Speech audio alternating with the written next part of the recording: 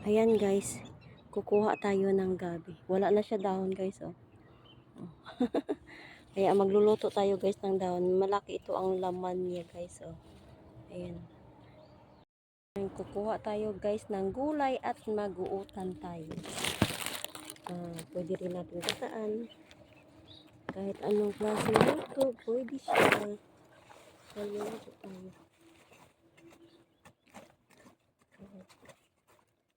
Kukunin natin.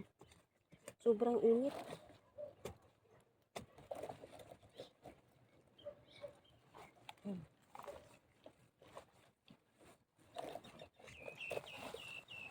Guys, magluluto tayo ng gabi.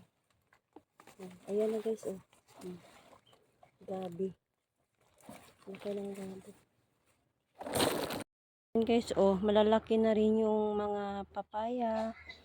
Isa dito, isa lang bunga. At saka doon pa sa kabila, marami din yung bunga yung puno na yan. Pero ito, oh, ang lalaki na ng mga bunga niya guys, oh.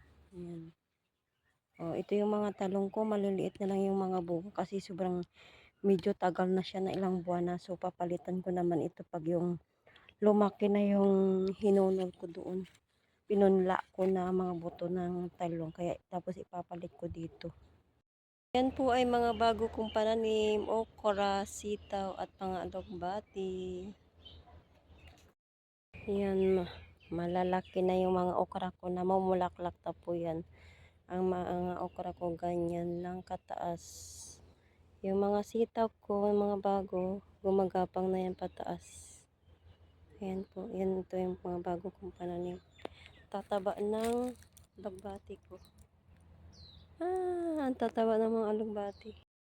Yan, malalaki na yung mga okra ko na mamulaklak na po yan. Ang mga okra ko ganyan lang kataas. Yung mga sitaw ko, mga bago, gumagapang na yan pataas. Ayan po, yan ito yung mga bago kong pananim. Tataba ng alugbati ko. Ang tataba ng mga alugbati. Ga-harvest ako ng aking alugbati. Ayan po. Ang tataba ng mga alugbati ko. Ayan o. Inaaswang ng mga tao pag dumaan.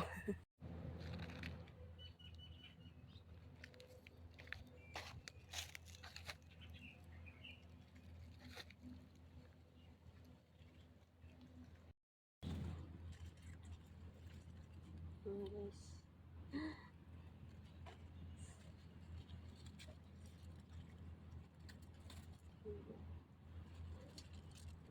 Harvest ako ng alugbati.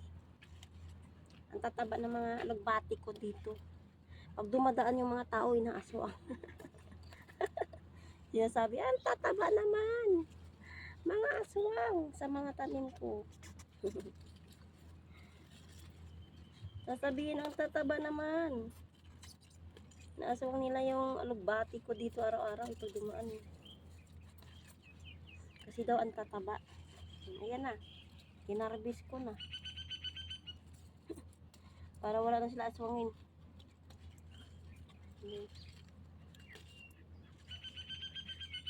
Yan na guys, narabis ko na yung alugbati.